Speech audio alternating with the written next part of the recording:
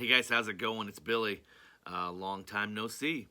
Things have been quite busy here with my regular work, the Cardinals being in town, in and out for extended periods of time, and then, of course, the St. Louis Blues uh, championship run, Stanley Cup playoffs. I was fortunate enough to be able to cover their not only their regular season but their playoff run, and it was such an amazing experience to shoot a Stanley Cup final.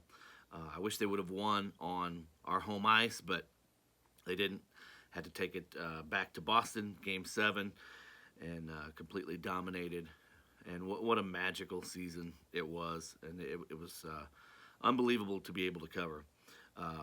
Threw a monkey wrench in my plans as far as already busy, but then you throw another month of hockey in there. It really kind of screwed up my schedule, but you'll see a lot of different stuff here over the next few days. Probably I've finally got a little bit of time.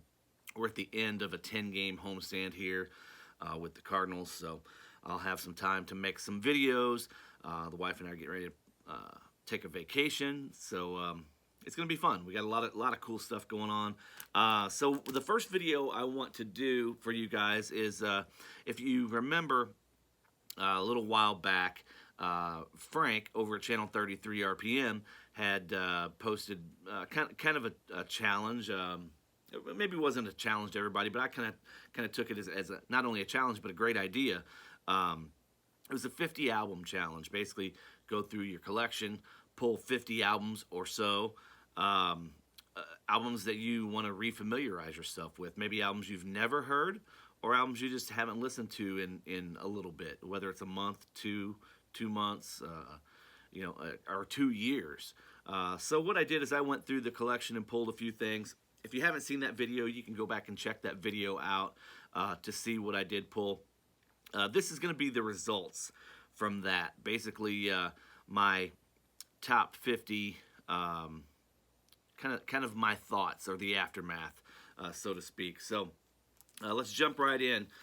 There were a couple, as you guys may remember, that I had never listened to. Some kind of classics, iconic albums that I had never listened to, and this was one of them. Rolling Stones' "Let It Bleed." This album is everything everybody, Andrew over at Tales from the Crate, and Jeff Kempen and a couple others have really hyped it up to be. It's unbelievable front to back. Great album. I'm not a huge Stones guy. I can appreciate them, and I like some of their stuff, but I've never really dug deep into their catalog, and this is one that was really, really awesome. I enjoyed that. I just pulled some things here that they were either super highlights, or you'll see. So, Curtis Mayfield. Curtis had never heard this album either, and this is, I believe, his debut album. I'm not sure of the year, 1970. Again, I'm just kind of guessing here, going off of memory, but what a great album. I was talking with Brandon about this. It's probably been a few weeks back. We were kind of digging through some stores on one of our various digs, and a guy had told him that I listened to this. Really enjoyed that. And then one, of course, that I was very familiar with, but hadn't spun in quite some time. Kiss, "Creatures of the Night." One of their heaviest albums, hands down. Just a great album. Always enjoy this one. Don't spin it near enough. That's one that I ended up giving a couple spins. Alan Jackson, "Here in the Real World." I do listen to a lot of country, it's no secret, but this is one that just over the years has just kind of sat on the shelf. I don't listen to enough. I get kind of caught up in listening to new things, or maybe some more familiar old stuff. But this one was kind of like walking back into your old home. What a great album. Just very warming and welcoming. Hit after hit. Great artist. Great album. Another one of those records that I had not spun. Um, those masterpiece, iconic type records, Bob Dylan's Blonde on Blonde. Um, I really enjoyed this album. Put it this way, I enjoyed. I think this is a double LP. Yes, it's a double LP. I enjoyed three of the four sides. The first disc was really enjoyable, and then the second disc, one of the sides was just kind of the other one was as enjoyable as the first. But really did dig this album. Really good album. Glad I finally was able to give that one a spin. And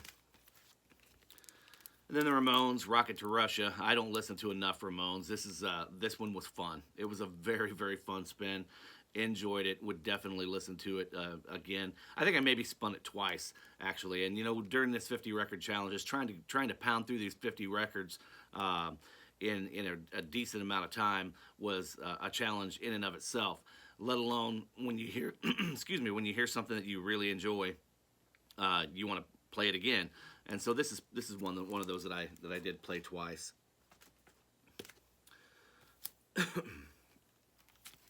Moving right along, Slayer, South of Heaven.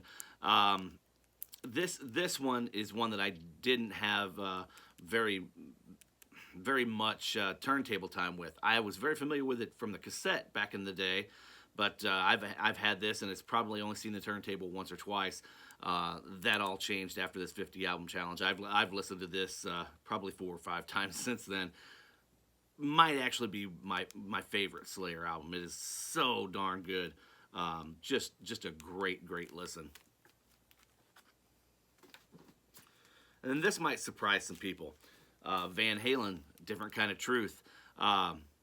This album kicks ass, man. This album is unbelievable. Other than the single that they had released, Tattoo, I really don't dig that song at all, but the rest of the album is absolutely killer. I'm not even sure. Blood and Fire, She's the Woman, really liked that.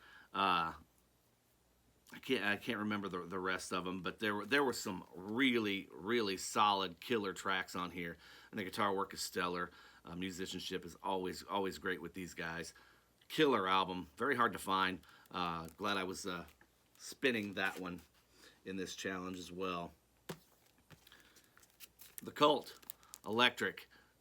This album kicks ass. I was talking with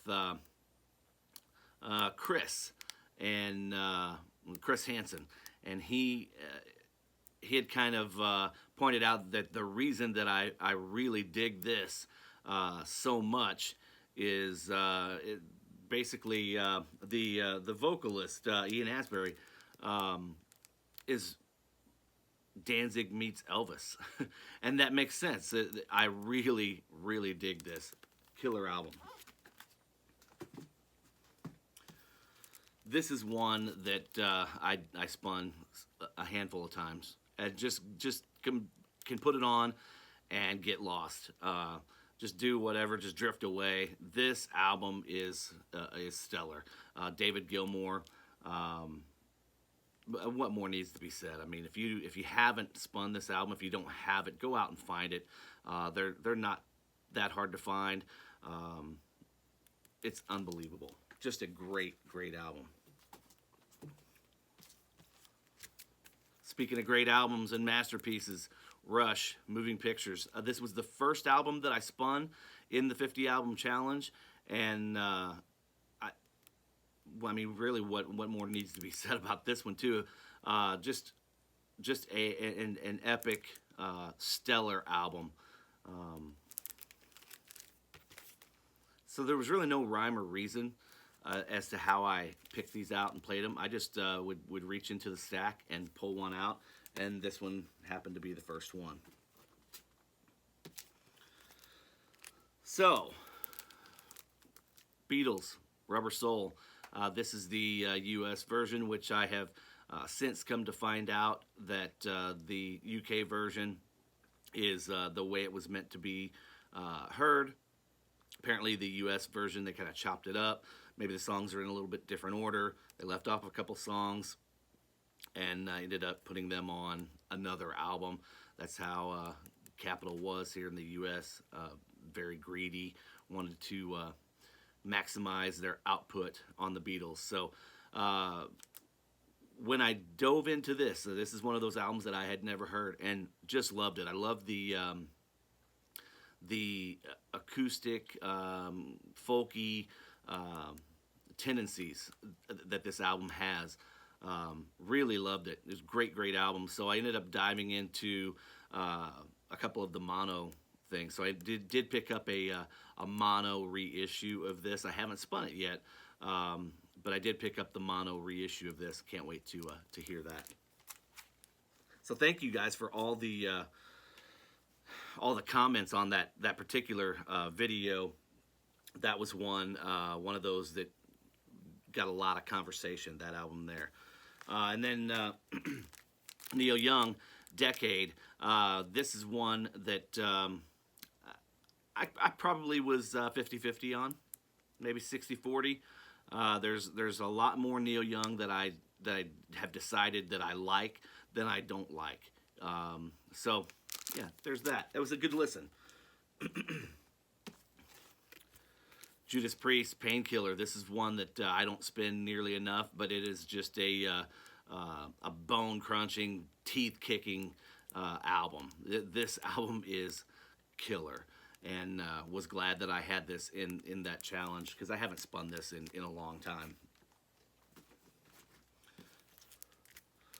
Shout out to Brian over at Shamrock and Records. This is Emmett Rhodes. I had seen him and a couple others show this album over the past few years, and I've always had it in my collection. Picked it up in one of the collections that I have acquired over the years, and always just held on to it. It's a great looking cover, and never did give it a spin, but very much along the lines of that Beatles type sound. Really good album, unbelievable album. Did enjoy it, so thank you for recommending that one, Brian. Moving right along, let's see. This is King Crimson. I can never remember the name of this album because I had never heard it until this 50 album challenge. In the Court of the Crimson King. We've all seen this cover a million times. I hated this album. I'm not gonna lie. I'm not gonna pull any punches. I didn't get it. There you have it. Hated it. Sorry, Andy, over at Andy's Vinyl Den, and anybody else that loves that album. It wasn't for me. Aaron Lewis, The Road. You guys know I love Aaron Lewis's release right after this, Sinner. Just absolutely ran that one into the ground, played it over and over and over and over. Wore the grooves off of that one. Not literally, but anyway, played the hell out of that album. And then his new album is great as well, but I wanted to spin this one, and I'm so glad I did. This is just a great, great country record. Aaron is great now. Of course, they're talking about doing that Stained reunion, which I hope that doesn't mean an end to his country career. But there's that. That's a great album. Speaking of great country albums, we just have a couple here left. I wanted to get this in under 15 minutes, and it looks like I'm going to. Clint Black, Put Yourself in My Shoes. This is his, I believe this is his sophomore effort after Killing Time, his first album. What a great, great record. I mean, this guy was overshadowed by Garth Brooks for the majority of his career, but as much as it pains me to say it, he's probably a better artist than Garth ever was. Definitely a better songwriter. Garth had the showmanship and was able to win all those awards and win over the heart of country music fans. But Clint Black just had it all. This album is killer. Glad I was able to reconnect with that one. And last but not least on this 50 album challenge, like I said, I didn't pull them all. Some of them were just kind of ho-hum. These were the standouts, either good or bad. And one of the standouts, obviously good, Pink Floyd, Animals. This is a great Pink Floyd album that I just don't listen to enough because there's so many other. When I'm wanting to listen to Pink Floyd, I'm always pulling Wish You Were Here or Dark Side of the Moon. Um, but Animals is great. It's great. It deserves a few more spins. So glad that I reconnected with that one as well. So there you guys have it. That's my 50 album challenge, the follow up. Just giving you my thoughts on that. Thanks, Frank, for that idea. Throwing it out there. You always have a great channel. You have great content, and I appreciate all the hard work that you do. If you guys haven't checked out Frank's channel over at 33 RPM, go check him out. I'll try to leave a link in the description box below. But there you have it, guys. It's always great seeing you. I hope you guys have been doing well, and let's go Blues. All right, we'll see you guys. Take care. Peace.